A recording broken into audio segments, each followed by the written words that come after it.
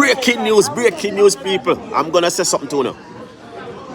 I don't know if you guys see what going on, but I'm shocked for know say when me see what going on right now back home in Jamaica.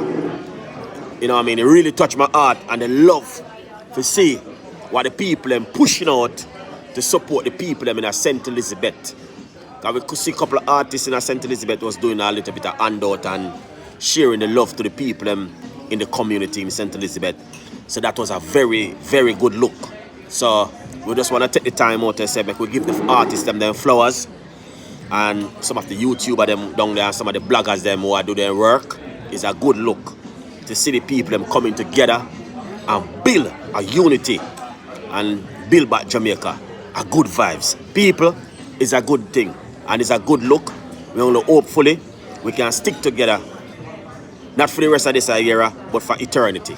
A good vibes. Bless upon yourself and me catching up with part 3. A good vibes.